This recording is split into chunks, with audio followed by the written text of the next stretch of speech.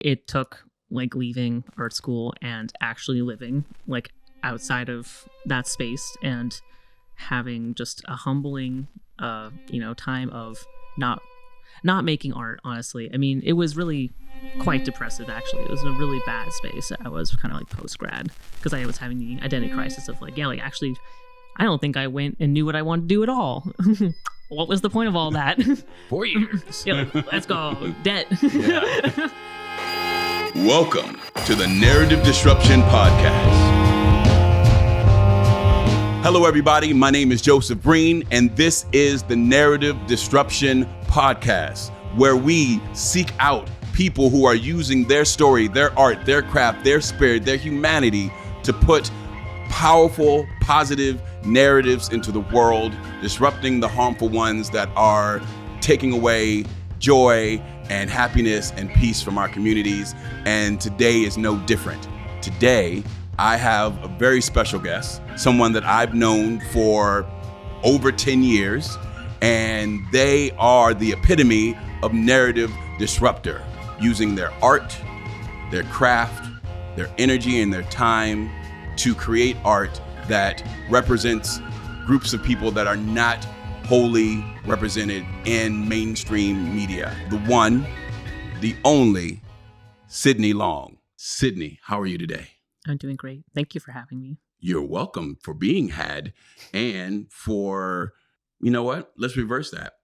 Not you're welcome for being had, but thank you for coming. You said thank you for having me, and I'm thanking you for being a part of this project, both the book and the podcast.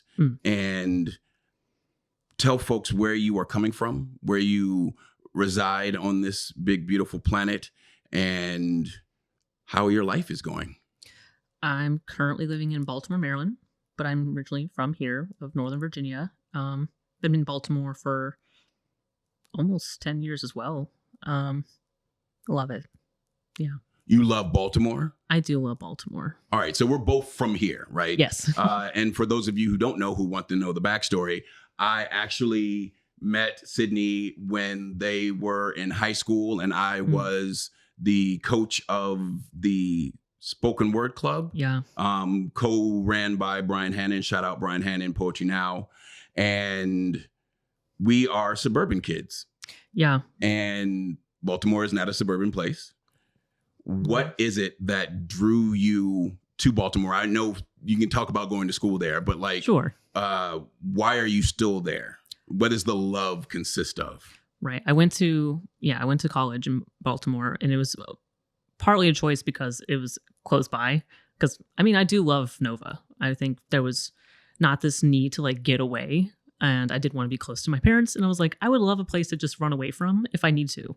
But spending time in Baltimore, I just love city living. And I think there is such a very palatable kind of culture and community that any city in America has, especially such an old city like Baltimore. And I think it's developed me into the person that I think that, why we're having these kinds of conversations today is like, it's helped me facilitate those. It's made me a more radical person. It's made me mature. It's a city that is neglected in a lot of ways, but the people there are some of the most like authentic and like very like real people. And because it's so small, you get to know those people in a very personal way that I think maybe some may not be able to in bigger cities. So I think I have a lot of gratitude towards Baltimore for being the city that it is, despite its flaws, despite its neglect from people that should be taking care of it. But the people there are the ones that are like making it grow. So love it, Baltimore. Northern Virginia, born and bred, out in Baltimore, and you went to MICA. Yeah. What do you do now with your art? What did you go to MICA for? And how, now that you're a graduate of MICA, what do you do with your art? So I went to MICA with an understanding I wanted to do illustration. I knew in high school I wanted to do illustration. It was very like cut and dry. Like, let's just do it. And in high school, I was working, and like throughout like being a kid, I wanted to do comics. But when I went to MICA, I had this like uninspired kind of typical 20-year-old like identity crisis and was like, oh, I can't do comics. Okay, like that's not practical. And I don't think I was able to connect with the kind of comics that I guess at the time at school felt like people were making. So it immediately felt, I don't know, I think I got in my head way too much about it. So I was like, oh, I can't do comics. Let me just focus on something that's like, like gonna get me a job. Yeah, which was completely ridiculous because I don't know if it's this like cyclical nature, like yourself better than you think you do. Yeah. That like I avoided comics so long when that's the only thing I wanted to do. And we've been working on this comic for so long. And it's almost like I didn't count it enough to be like, you already do comics. Like, just keep doing them. And I was like, yeah, I really do like comics. Like, I should make that the thing that, like, I, like, own and, like, I'm proud of and, like, do with a lot of authenticity without the imposter syndrome. Like, just make comics. Like, don't worry about anything else. Was the post-art school clarity was, like, that. So now I want to get into the book first, right? We're going to get to more of your politics and your process and your values and your story. But I want to talk about the story of the book. And I'll start with just a little bit of background and then I'm going to throw it to you. Okay. So I was working at Hayfield with Brian Hannon, and you were an artist there. And whenever we did a chapbook for one of the poetry clubs that we had in the area, we would always go to you to do the cover art. And Brian Hannon had this idea of doing a graphic novel with one of my poems. And we began, I believe, the end of your senior year or between your senior year and going to MICA. Yeah, I believe right? so. Yeah. And I think we even started with different poems than the ones that actually ended up in the book. And talk to me about what it felt like to be a graduating senior about to go to college to learn how to draw, more proficiently, I guess. Right. But to be approached by someone and say, hey, I have this big, expansive idea project. What was that like? Were you nervous? Were you excited? Bring me back to that space. I think, honestly, when you approached me with it, like you, Brian Hannon, and Brian Gillespie were all like exceedingly like very supportive mentors, I think, that I had in high school, and like people that like very like no fuss, like we're like, I believe in you and I believe in the art you're making, and like made me feel like really seen in a way that like my art teacher at the time didn't. So it felt like almost like kind of natural. I didn't feel nervous about it. It felt like, oh, like that's really nice that they want to trust me with this. Like that felt very especially our partnership, like that you trust me with this, and especially like for how young I was and like where I was starting out, like not a professional by any means. So the fact that you had so much faith in me was like, it was shocking, honestly. Like I was genuinely surprised. But it meant a lot to have people like kind of just believe in you innately and like not really like, but also the fact that it was equal. Like we felt like a true partnership and not this like, I'm going to tell you what to do. It was collaborative the whole way through. And I think that also, it doesn't feel intimidating when you're collaborating with someone. Like I think, or at least when, you're hand in hand, it's not like someone just dictating the whole project to you and you're like, everything is like contingent on this. Like I need to make this work. And like, especially this has been a long project for us that like all the more you get really like settled and comfortable in it. And I don't think I ever felt actually intimidated by this too much, just more surprised. Yeah, that's awesome. And it's interesting you say it, because I don't think I ever had a doubt of the fact that there was going to be a joyful process. I had no idea where it was going to go. And to be honest with you, I've had doubts, which is why the project took so long, not in whether or not your art was good or you interpreted my idea well, but whether anybody else would care. Right. And it sat there almost ready to cross the finish line for years at times, as life got hectic and things happen and so on and so forth. But I just want to sort of like talk a little bit about the collaborative part of the process. because I think we felt it out as it went on, because it did seem like my project at the beginning, because it's my story, but that's only because most of my part of it was already done going into it. And I knew that as a partner, I was going to have to assist in telling the story because the story was in my head. But I can't force how my partner sees something, right? And so I think the trust was both there because we've seen your art and we knew you were competent, but also because when you try to make somebody do something exactly how you see it in your head, you are not using you are using them as a machine almost, and not as a collaborative person. Right. And you've always had a great I know you said Baltimore helped mature you, but you were always the more mature one of the group.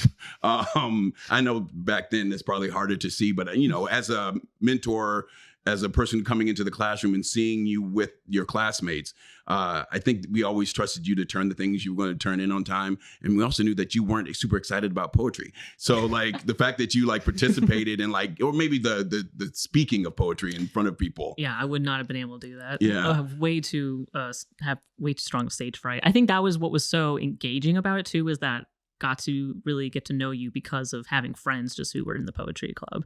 That was like, can I join, but I'm not gonna really write poetry, and I'm not gonna perform it because I will probably faint. Well, and that's actually just a really great lesson for people doing youth development and programs.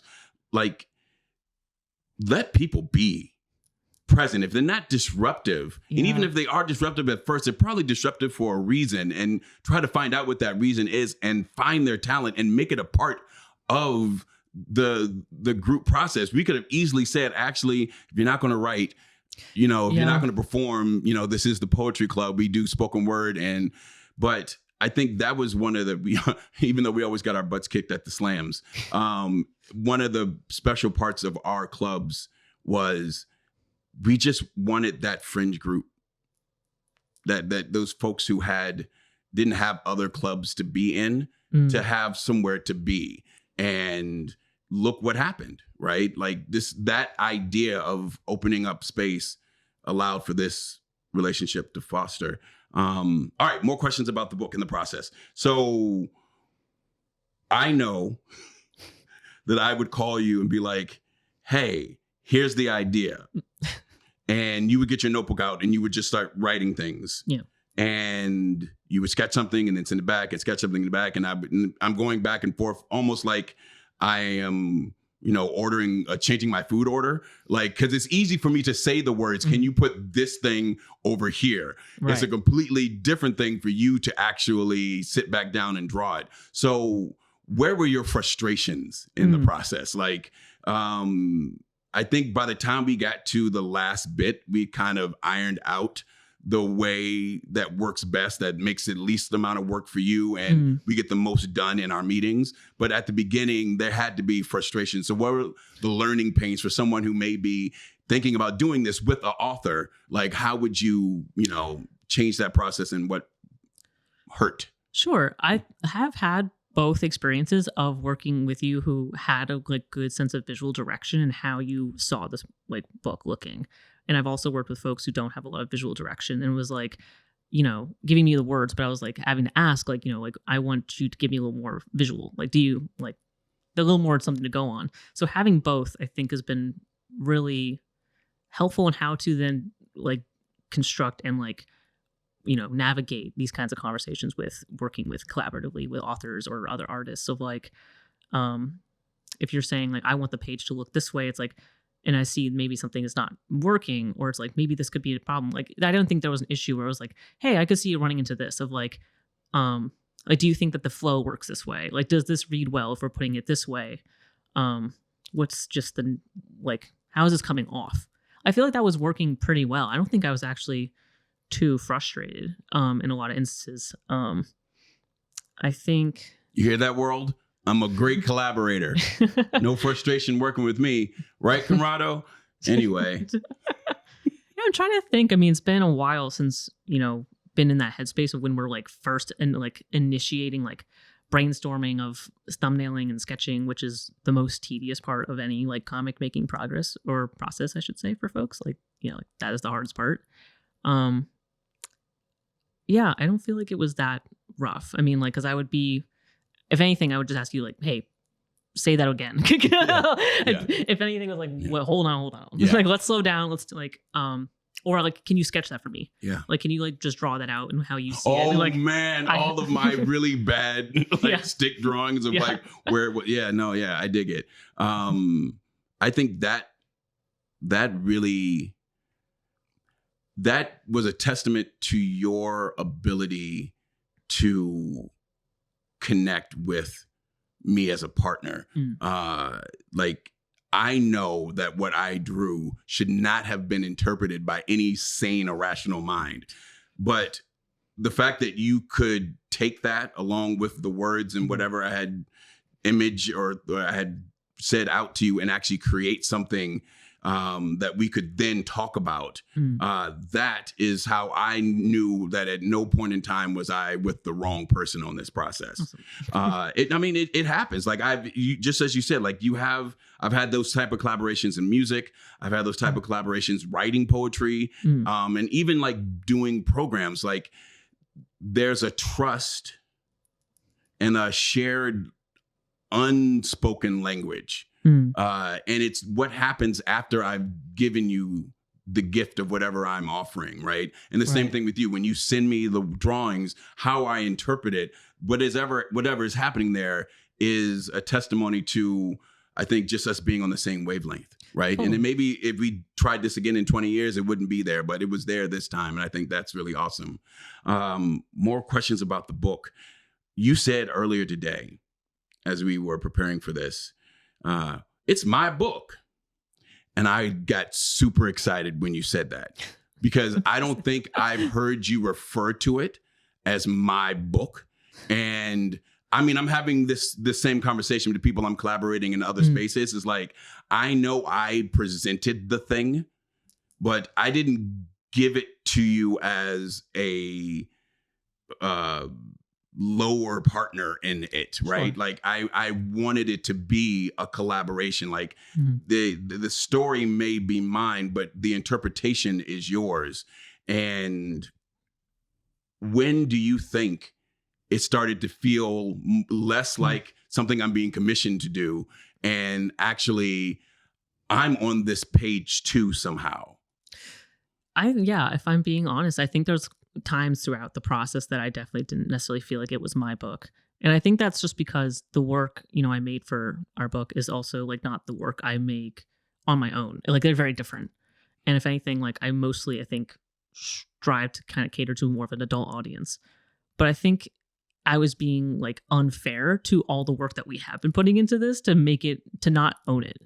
And the fact that, it's been such a long process, I was like, is that fair?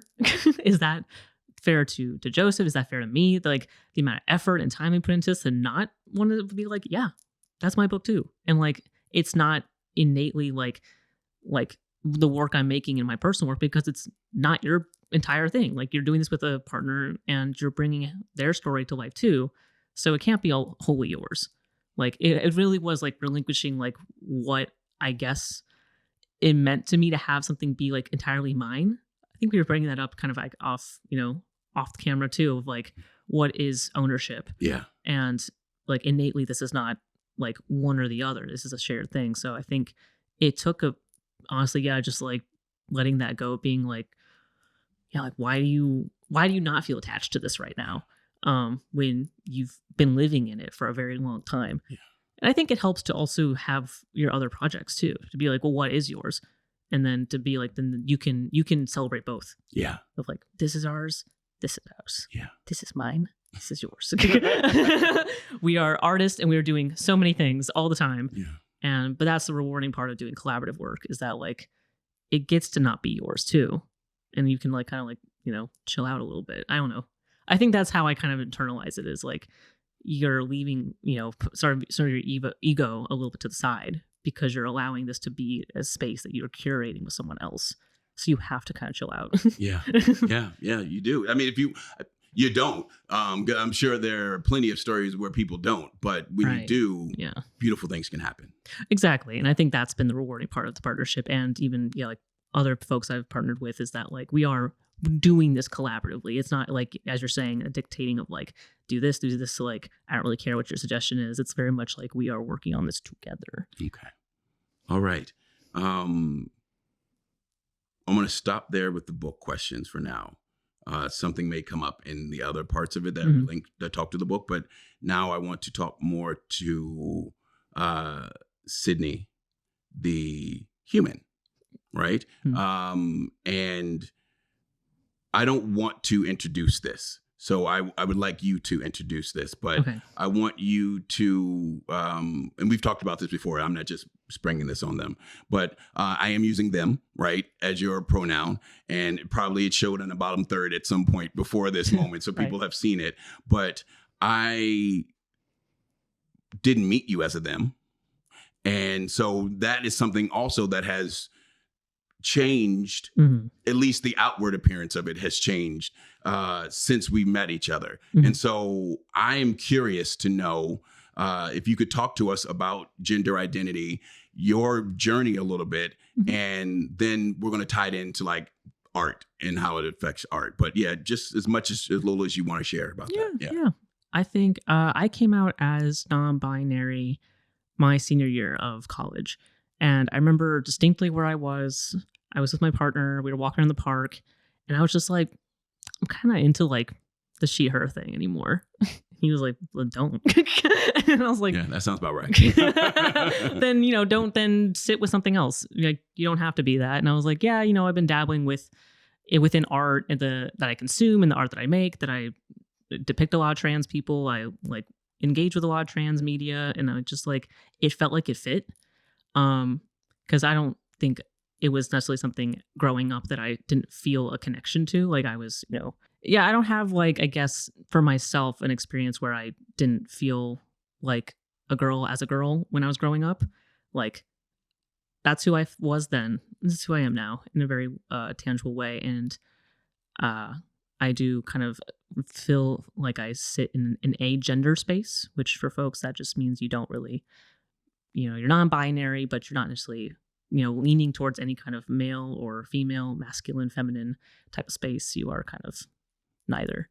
And that's where I feel most comfortable. I've been on testosterone for 2 years now with no destination in mind. I think there's something about just being able to explore gender without commitment is, I think, important to people and should be allowed.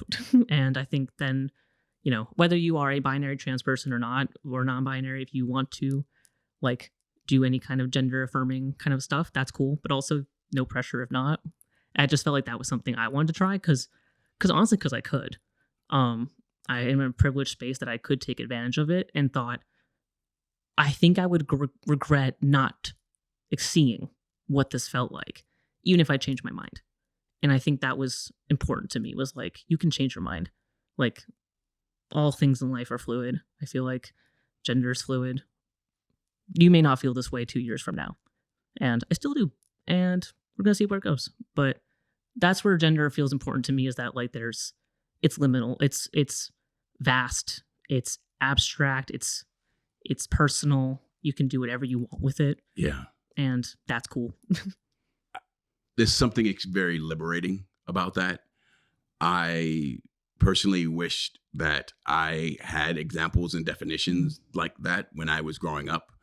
I know that my children are growing up in a space where we are a lot more open to things that they shouldn't be unconventional, but they were unconventional for when I was a child. Sure. From loving unicorns and mermaids and like letting that be, as opposed to saying that's what girls play with, just small things like that, to painting nails and just, being curious about the different clothes that they wear. Right. That's the world I wish I had grew up in. And that's the world I'm trying to create for my children, because, and this is the thing that you said that really hits home with me, that is not a zero-sum game. It is not, I choose to be this thing and I'm going to die on this hill. Exactly. It's, I'm exploring existence, and part of existence is gender. And I grew up in a world where it was this. I'm privileged to have learned that it can be more different, and I'm going to find where I feel most comfortable. Absolutely. But it's not even the finding the most comfortable part. It's the freedom to explore that's beautiful, right? Yeah. And there's so many young people who don't have that freedom to explore. You know, in my case, it's because I didn't see it. I didn't know it existed. And my parents, for their part, didn't know it existed either. They didn't grow up in a world where they had this terminology. And to their credit, as they grew older and the world grew different, they made an attempt, are making attempts to understand it. So this goes to the next question. As an artist, two-parter. One, are you able to have the same flow state with who you are and your identity as an artist? Because you started saying, like, I wanted to draw comics. I didn't go to school for comics because I didn't think that was going to be a thing. But now I'm back to comics. So thematically, and even inside of the different spaces where you give your art or share your art, have you been that open with that process? And part two of the question is, actually, it's a totally different question. This is my first time doing a podcast. I'm working on it. Go ahead. First question. I might need you to reword. Okay, repeat to restructure that. All right, cool. We're not going to cut that either. This is the learning moment for all podcast hosts in the world. Okay, here we go. Here's the question. You have come to a place where you have a freedom, have given yourself permission to explore gender. I know sometimes artists, myself included, can get stuck in a genre or stuck in a style, right? This is what I do. And I have to keep doing this because this is what I've been known for doing. This is the thing that people told me I'm best at. It's another form of identity. And so do you have that same freedom inside of your art? And if you do, how did you get to that? Thank you for restructuring. You know, that was a much better question the second time. I would say so. And I definitely think it took like leaving art school and actually living like outside of that space and having just a humbling, time of not making art, honestly. I mean, it was really quite depressive, actually. It was in a really bad space. I was kind of like post-grad because I was having the identity crisis of like, actually, I don't think I went and knew what I wanted to do at all. What was the point of all that? 4 years. Let's go. Debt. Yeah. So I think it was really like humiliating almost to just come from like this really like grand experience and meet like really talented people that are your peers and you're being like, I want some of that. Yeah. But like not getting it and not having it and almost like restricting yourself from getting it because of whatever expectation I felt like I had to be at to deserve it or to just go after it like unabashedly. I was just too self-conscious, just like as a person in like every way, shape or form. I would say the person I am now is like significantly less like self-conscious. And that just comes with like being okay with like being authentic, I think, and just like owning yourself a bit more. So I think with art, it's helped to also make art in completely different ways. Like I have a lot of like art projects I try to do that are not 2D illustration, that are not comics, and they're just to make art. They're not something I'm like trying to make money off of. I'm just like, I just like to do this, and I'm really just doing it to make it for my friends, because I need to do something else. Like otherwise, this is too like this is not fulfilling, and it becomes where like the only kind of art you're making is the art you're making for money or for your career. That's a lot of stress. That's a lot of pressure. That's not going to make me inspired. So I need to do other things. But I feel like for when it comes to, I guess, what I would maybe call my career art, or at least my illustration practice, like it feels like I've been in a kind of certain genre for a long time that I have had a like love and hate relationship with of like, maybe I should break out of it. Maybe this is doing anything for me. But like, I don't want to. I don't want to. Yeah, the time is not yet. Yeah. I think like it's something that like it's such a personal project to me is the kind of like the work I do with that, specifically my science fiction work. It is such a personal thing to me, and it's so vast that I feel like it's something I can always like be learning and applying to the work. Yeah. Like, so I feel like that's why I haven't left it. Is like, oh, I feel like I'm still in like the elementary phase of these kind of concepts for this genre. Like, and then the more I learn, the more other work I'm seeing in this genre, the more work I'm just seeing that's like even like political theory are all things that could be applied to this. So it's kind of like endless. Yeah, Like, no, you're absolutely right. I think so my oldest son is an artist, and sometimes I get nervous because he's burning through concepts like we burn through so many things in our society. You know, I'm watching this video, it's only halfway through, but I'm kind of sort of not into it anymore. New video, right? I think I get the gist of it. New video. Yeah. And so I hope, because he is so talented, that he can spend a little more time dwelling in a space where it may be like, I'm not having fun, but I'm getting better, so that the things that I see in my head can actually be created in the real world. Absolutely. Right? And so I love the idea that you are, you know, being patient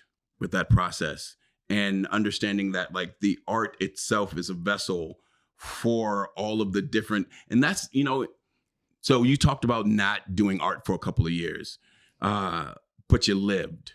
And I had a very similar experience where I did a bunch of poetry and then I kind of hit a wall after not achieving something I wanted to achieve. And it's similar, like embarrassing, kind of like humiliated, like I was this person for such a long time. And now that is not my identity anymore. But in that space, Poetry Now, Split This Rock, DCU Slam Team, lots of learning. And then I found a new way to have a relationship with poetry and writing. One of the things that I tell young artists is if you don't have a life, you can't depict it. Yeah. So how does that play into your art? Like, how do you create a balance between living and experiencing life and creating art?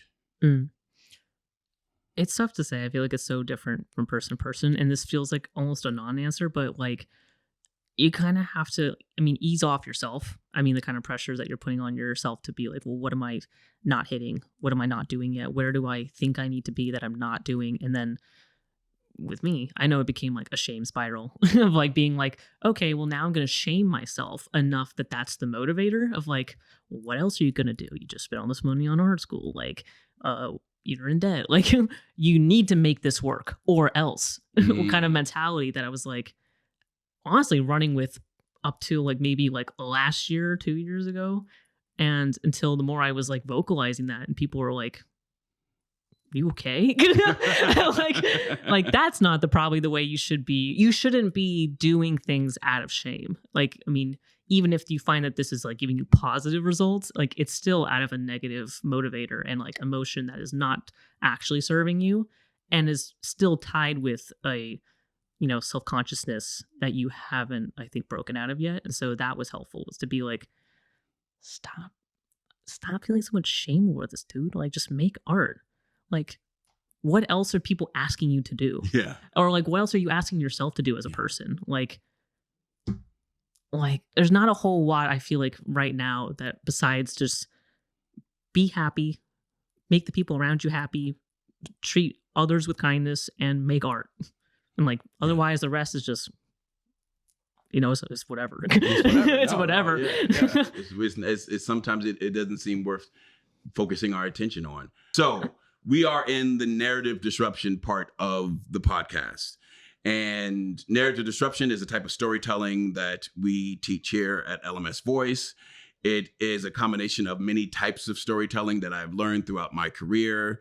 And it is at its center stories for change. And we work in a multitude of mediums, working on our own projects and with partners to help them cultivate stories to disrupt harmful narratives in the world.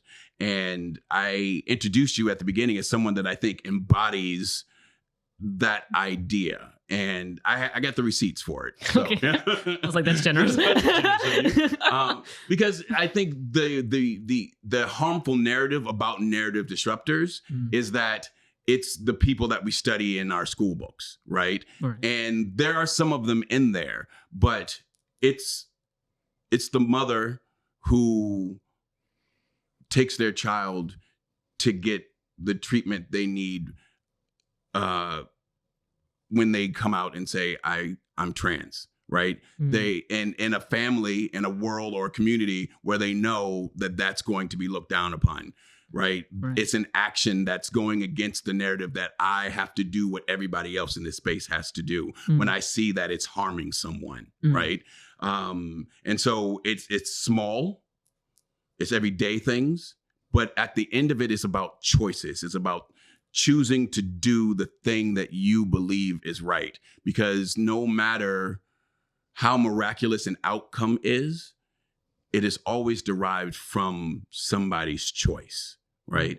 And so I want to take you back to the beginning of our conversation where you introduced yourself. One of the staples of how we tell stories in a narrative disruptive space is giving people the opportunity to name themselves. And the thing that you named at the beginning was, I want you to see me as a person that is practicing life without cynicism. Practicing life without cynicism, which is so on point with who I am right now and the work that I do. Because if anyone asked me at any point in time while I was working with young people, what the thing that I was working against, I was working for young people, but I was working against cynicism. The cynicism of youth being desensitized and having their innocence taken away from them at too early an age, the desensitization and the cynicism of adults who may have started in a space because they were passionate about it, but have kind of been beat down by a system that does not really recognize our humanity. All of those things breed a cynicism that makes people think, well, why the F try? Right. So you brought it up. I did. What are some of the things that you do to live your best self away from a cynicism that may seem comfortable to you? A very simple thing I feel like that has helped move me away from cynicism is just embracing joy and kind of like a wonder and a joy in also the small. Like, I think that's the thing that seems maybe a little like, I don't know, cutesy or whatever, but I think that there is something actually like substantially healing to be able to like enjoy like a sunset like it's, or enjoy a certain smell of fall, like, and be like, I'm here on this place with so many different people and like there's so much going on. Like, that is a wonder in a ways that it's really heavy, and it's that really like pressure. That's the cynicism that like kind of pushes you down. But I think there is like, I don't know, there's just, it's, how do you live? I think if too much cynicism and like nihilism crushes you down, I just don't fundamentally believe that people are innately bad. Yeah. That like, if I did, I don't think I'd be doing half as well. Yeah. And it stunts your growth, I think. Half as well, or the type of work that you do. Speaking of this book, we went live on pre-sales maybe a week ago, and I couldn't sleep the night before, and it wasn't anticipation. It was guilt and shame, because there's so much happening in the world right now. And even here at LMS Voice, with our small reach and network, we have been trying to be very intentional about splitting our attention and making sure that we are speaking about things that are happening in this world that we don't agree with. Right. But like, I was about to tell the world in this very chipper video that I had recorded about this beautiful thing that I was putting into the world. And I didn't feel happy about it. The cynicism was winning that entire night, because it's like, what for?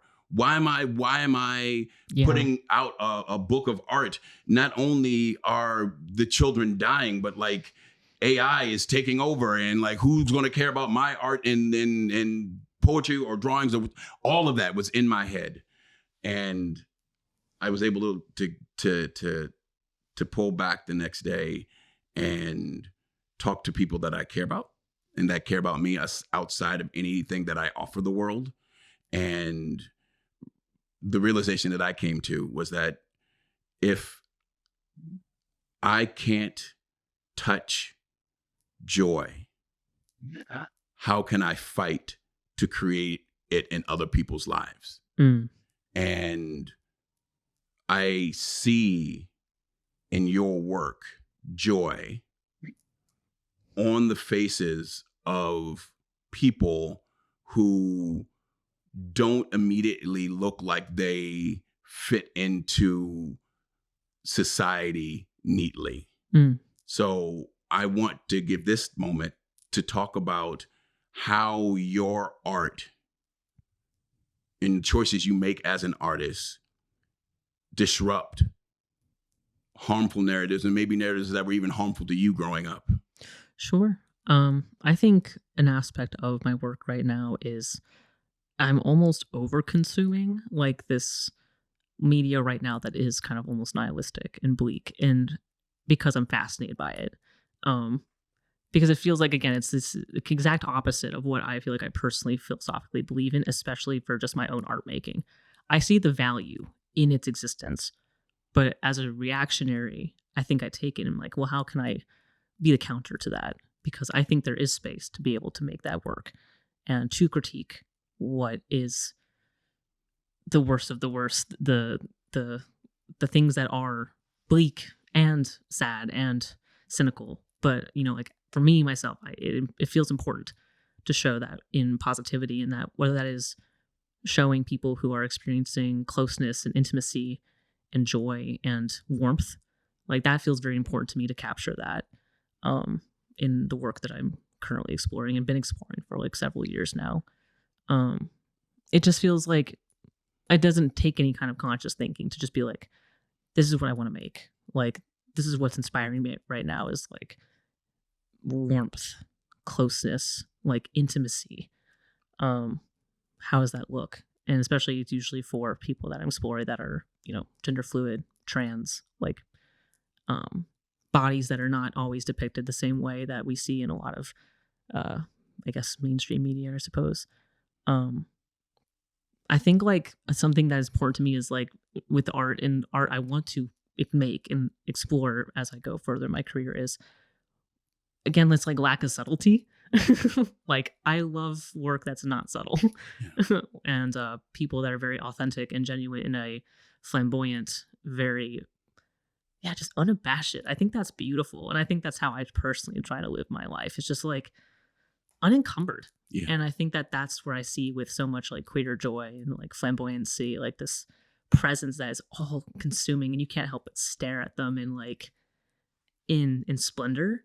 And that's the kind of art that I want to make. And I hope that I'm starting to, you know, kind of trickle into. But that is how I feel like I'm acting cynicism, is just like embracing authenticity, embracing that we are people who look lots of different ways, who are just experiencing ourselves in a very like openly joyful way. And yeah, I think that's very important to have both. There needs to be a balance for both. Yeah. Thank you for that answer. One of the poems in the book is called Dear Me. And it's an exercise where I imagine going back and having a conversation with my middle school self. Shout out Hayfield, 8th grade, middle school. And a lot of times, I think when people work in youth work, they are trying to create the spaces that they didn't have growing up. And it makes me think of this question, which is, if adolescent, teenage Sydney found your Instagram page, how would it make them feel? And was that something you needed to have seen back then? Honestly, probably, yeah. I think, high schooler me, kid me was like riddled with so much social anxiety and like it made me sick. Like I physically couldn't do certain things because it made me so anxious, and that stopped me from doing a lot of things that genuinely I would have loved to have done more of. And art making was the only like really like present way I could just be doing whatever I wanted to do. But I thought I was a little edgy kid, a little edgy teenager. I was, emo. An edgy emo. Watch out, streets. Yeah, I was an emo kid. So I was, very like, oh, woe was me, the darkness. For like nothing. Oh, man. For nothing. Like. But I mean, can I push back on that? Yeah. Because I think the misperception is, because you exist in a space where you don't physically need something, right? It wasn't, there was food on the table, you went to bed, the lights were on, you felt safe, you went to school, da da da da da. But that doesn't speak to your soul, right? And I think there are tangible oppressions, and then there's spiritual oppressions, right? So yes, there is trauma happening in a space where someone is not being able to grow up around the resources that we may have here. However, if you just stop with resources and you don't speak to the human and you don't create spaces for them to be free and authentic, there is a spiritual oppression that makes people sick, that excludes them without them quite even understanding why it's happening, from doing things that not only would bring them joy, would probably bring more joy into the world, period. Because your joy adjacent is my joy, right? Mm-hmm. So I want to give you that. I appreciate that. that gift. That's real. I mean, I grew up in the same, feeling something was missing, but like not being able to see it. Right. Yeah. Right. Like, all right, well, you woke up again in Springfield, Virginia, and like you walk downstairs and you open the refrigerator, there's food in it. Why are you sad? How dare you be depressed walking through the high schools, be a drama kid, as I was, that's where I went to feel things. But yeah, it's very real. And yeah, so yeah, I see you. I appreciate that. Yeah. And I think honestly, I think you would literally did give me that, because I probably would say that younger me felt the most like there was that buoy being thrown out, or just some kind of lifesaver, life ring, whatever. That was adults who were not, not BSing you. They're just being honest and real with you. And I think that's what helped me, being it's okay. Surprised having supportive adult mentor figures do a lot for a kid. Yeah. Wow. And I think that's something I tell my friends in my life who are teachers as well, or who are, working with youth. And I was like, this is just my 2 cents. I don't work with the youth. Mm-hmm. I don't know. But it does so much for any person to just feel reminded that they have their own autonomy, that they're given respect as a person, no matter what age you are. That is the bare minimum. In trust, it does a lot for people, because it did a lot for me. So I feel that's where I've come to now as an adult. It's just being again, how are you letting yourself just be a person, and in any way that looks, which means fallible, fluid, in flux and in learning. That's really important, to not be so hard on yourself about it. And yeah, having a strong support circle, again, mind-blowing information is that it does a lot for your personal growth, and how you have relationships with people is they're stronger, and you become stronger with them by having those kinds of folks in your life that are constantly teaching you and you're learning with them. Yeah, I think little me would have been like, oh, Yeah. that guy doesn't know nothing. Like they weren't ready for anything. If they saw like my Instagram now or the kind of work I'm making, the support circle I have, the person I am now is completely different. And I hope that's where most people are, like, that they can be proud to show who they are to like their younger selves, like the little like, Look at what we became. yeah, like we did this. Yeah, it's cheesy, but like it does do a lot. Couple more questions. Do you think of yourself as a role model when you are creating your art and deciding which characters you're going to represent? Are you thinking about the effect it's going to have in the world, or are you not merely satisfying, but only seeking to satisfy your artistic craving? I would say it's primarily been self-motivated and like hoping that it is reaching out to folks that are similarly interested. I think the fact that I do kind of niche genre-based work, I think that is not super connective for people that don't indulge in that kind of work. So they may not know where I'm coming from. I think that's fine. And I used to be more like, why does no one get it? And it's like, not everyone has to like science fiction. Yeah. But it's there for the people that like it. And it's there for people who maybe don't get it, but if they like it, they like it. I hope that it is at the very least expressing what we were just, previously saying is warmth, joy. Like, to me, when I was first getting into at least depicting like at least science fiction type work, it was reactionary to feeling like this work did look a very specific way and that I wasn't seeing enough like people making the kind of work that I was making. And I'm sure there are a lot of people that are making like trans sci-fi work. There is a lot of them now, but they're all like, doing their thing in their lane and chilling. But like, I want that to be the standard. Yeah. I want to selfishly be like, this is what it's always been. And like, let's make this work more and more and push back against that kind of idea, I guess, that this has to look a certain way. Yeah. I want to be amongst those folks and join that. So I feel like that's the work I cater for, is like, at the very least, people that like to make weird art. Yeah. And the weirdos. Yeah. No. Even though it's not even that weird. But in the most beautiful way. Like I try to reclaim words, right? And weirdo is one of those words I would love to reclaim. And I try to with my children, because my son will say something is weird, the 4-year-old.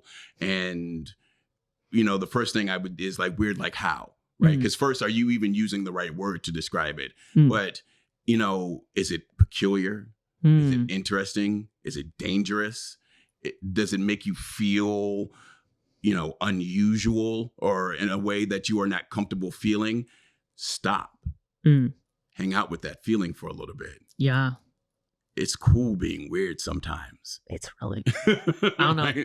Right? Like when, if you look around and everything is the same and you're doing all the same things and you don't feel challenged by your existence, get yourself a little weird.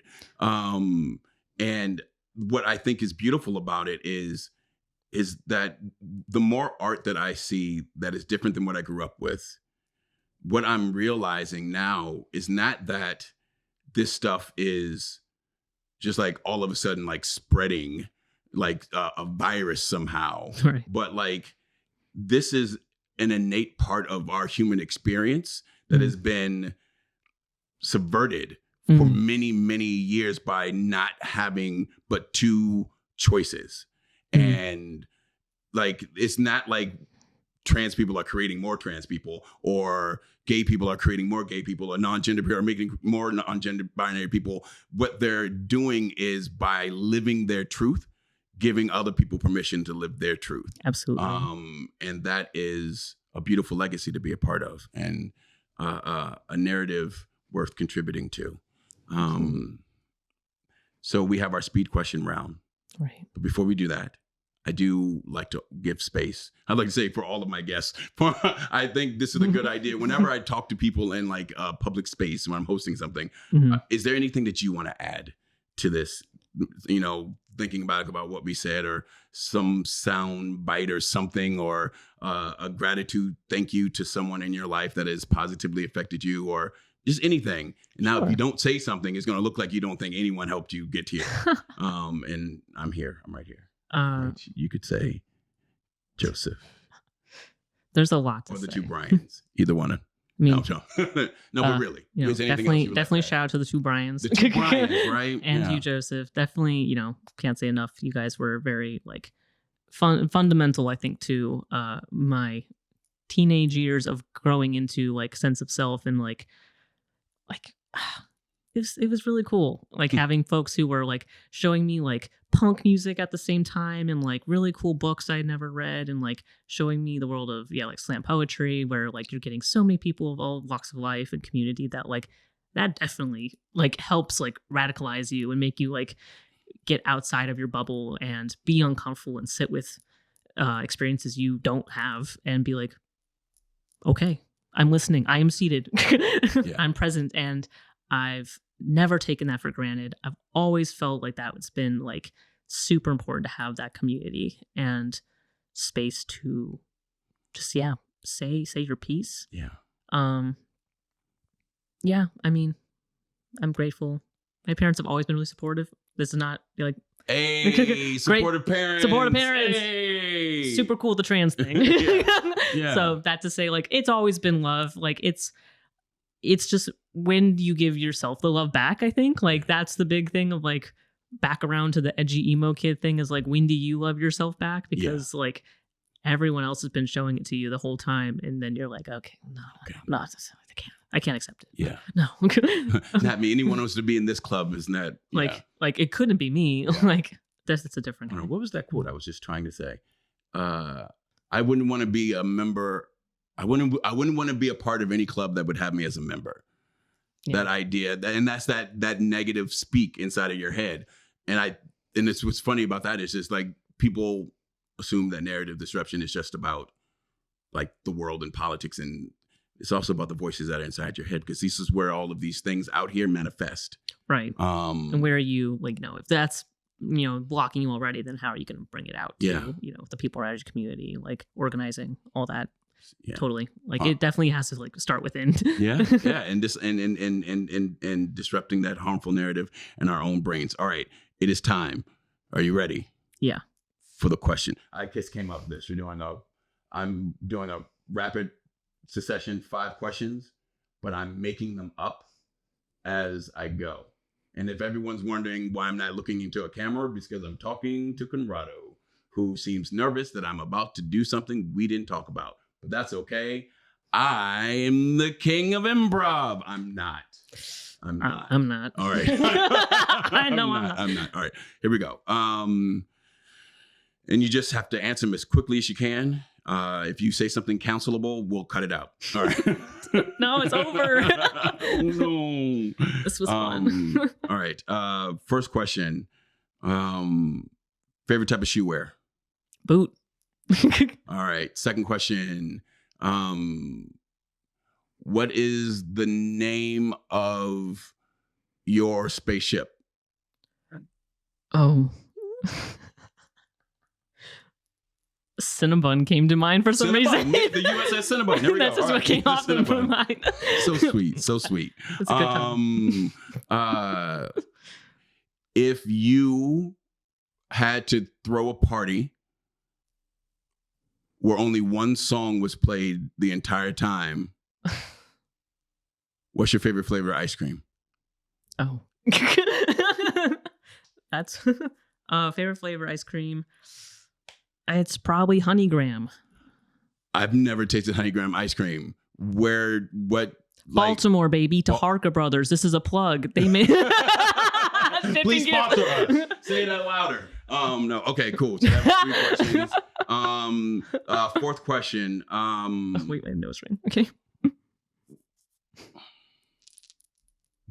What is your favorite thing to do on a rainy day? Walk. In the I rain? like to go for a little walk. If it's pouring, forget about it. Yeah. Oh well, actually, even so, Yeah. I love to have a little rainy day walk. Rainy day walk. Even- You said it like it was a treat on the table. I like to have a little rainy day walk. I feel like in particular, if it's raining, I'm like, oh, I gotta get out there at least once. And the rest of the day, it's like stay home and probably play video games and be in a blanket. If you had to live in any other country besides America, what country would you not want to visit, but like live in? With the limited experience in my mind, I'm thinking Ireland. Ireland. You've been there. No. Oh. No, but What other countries have you been to? I've been to Britain. I've been to Germany. Dabbled with France and Austria while in Germany and Japan. Wow. All of those countries are worse than imagined Ireland. You heard it here first from Sydney Long. I got no beef with anyone else. There's no beef. Those were all great places to visit, but there's no, but yeah. Go back to the homeland. Yes, go back to the homeland. Go to Ireland. Are you Irish? Probably. I am Irish. I'm probably more German though, so that is the homeland. I did 23andMe, and like Oh, yeah? the part of me. So my great grandfather is a white dude, and so he must have been like all Irish because a third of me is still Irish. Can you trace back the green roots, and you can like go? So we can. So I'm on my father's side. It's the Underwood roots. So my green is my grandfather's name. Okay. But it's my grandmother's family that we've been able to trace back the furthest. Gotcha. Everything stops at slavery. But what is interesting with 23andMe is I can jump over slavery and at least know what regions of Africa I come from. So which were So don't ask me that on camera because I don't remember right now. Bye. Cut that. Cut that. I was looking really good. That was a really great answer to a really great question. I said Africa and everything. And then you were like, be specific.